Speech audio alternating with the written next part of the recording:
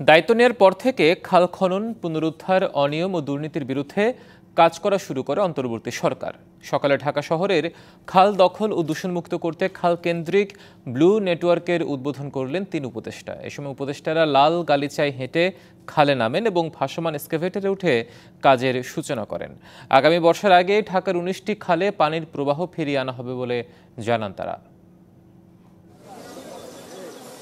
লালগালিচা বিছানো পথে হেঁটে রবিবার সকালে রাজধানীর বাউনিয়া খালের খনন কাজ শুরুর মাধ্যমে ঢাকা উত্তর ও দক্ষিণ সিটির 6টি খালের সংস্কার কাজের উদ্বোধন করেছেন অন্তর্বর্তী সরকারের 3 উপদেষ্টা।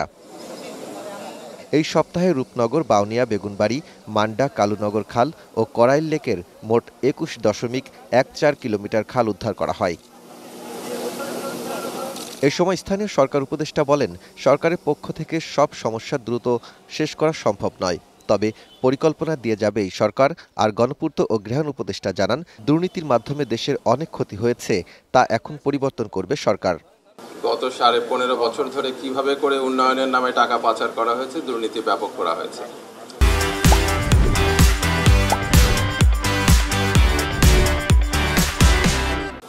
এর বাইরে এসে যদি আমরা কিছু কাজ করতে পারি, সেই কাজ পরবর্তীতে যারা আসবেন তারা এগিয়ে নেবেন। অতি স্বল্প সময়ের মধ্যে আমাদের পক্ষে অনেক বড় বড় সমস্যা সমাধান করা সম্ভব নয়। আপনারা জানেন, পুরো দেশকে ঠিক করে ফেলা আমাদের এই স্বল্প সময়ে সম্ভব নয়। তবে আমরা কিছু মডেল আপনাদেরকে দিয়ে যেতে চাই যে এভাবেও কাজ করা সম্ভব।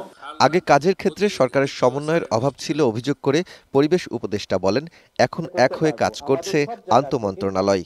আমাদের দূষণ মুক্ত করাটা রাতারাতি হবে না, ইট উইল টেক টাইম। আপনার সিওয়েজ কানেকশন 53 বছরে হয়নি, এখন আপনি 5 মাসে কেমন করে ফেলবেন? কিন্তু ইন্টারিম কোনো সলিউশন আছে কিনা আমরা সেটা খুঁজছি। আশা করি এই দুর্গন্ধ থেকেও কিছুটা হলেও আমরা মুক্তি দিতে পারবো। আসন্ন বাজেটের আগে রাজধানীর 6টি খাল পুরোপুরি উদ্ধারের কথাও বললেন উপদেষ্টারা। Daud Khan, DBC news, Dhaka.